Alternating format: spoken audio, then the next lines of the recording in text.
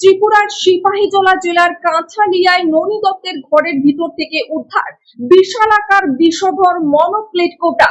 খবর পেয়ে ঘটনাস্থলে পৌঁছে সাপটিকে নিরাপদে উদ্ধার করেন সাপ উদ্ধারকারী অসীম মজুমদার ও লকাই দে।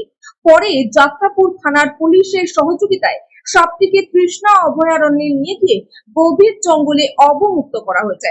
এত বড় বিষধর সাপ উদ্ধার ঘিরে এলাকায় চাঞ্চল্য ছড়ায়।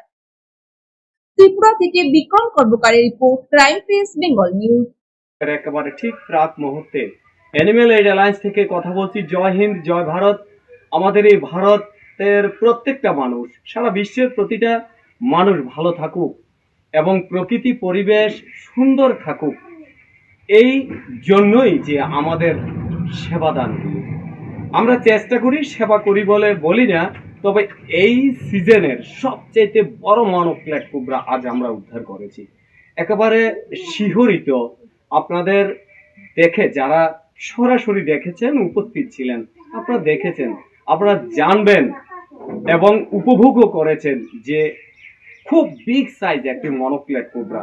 যে কোবরাটিকে আমরা যাদের বাড়ি থেকে উদ্ধার করেছি ওনাদের সঙ্গে কথা বলবো। আজ আরো অনেকগুলি রেস্কিউ ছিল। শ্রাবণ মাস চলছে, পুজোর মাস, মনসা দেবীর মাস, মানে পূজা চলছে বলে অনেকে সাপকে দেবজ্ঞানে পূজা করে, তাই হয়তো সাপকে কেউ ক্ষতি করে না। তো অনুরোধ থাকবে আমাদের তরফ থেকে, এই ধরনের সাপগুলি প্রকৃতির ভারসাম্য রক্ষায় গুরুত্বপূর্ণ ভূমিকা পালন করে থাকে। প্রকৃতির সাথে এদের যে সারভাইভ, সেটা অনেক অনেক লড়াই করে এই জায়গাতে এরা অবস্থান করে, তাই আমরা সহযোগী হতে হবে। যাদের বাড়ি থেকে সাপটি উদ্ধার করছি ওনার সঙ্গে একটু কথা বলবো। আপনার নামটা?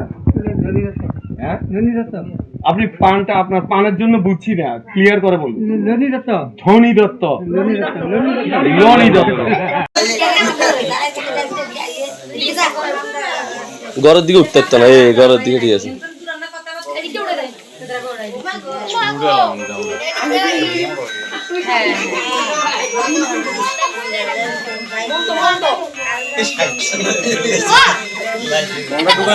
এটা ওই ভিডিওটা কর একদম আপনি দিকে সুন্দর করে করিস। হ্যাঁ, একটু দাঁড় কি সুন্দর, একটু সুন্দর দাদা।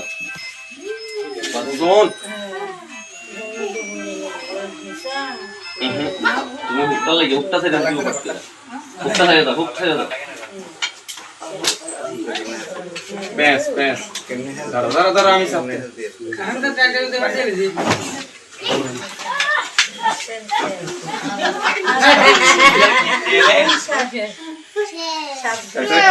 প্লাস্টিক বান্ধা লেগে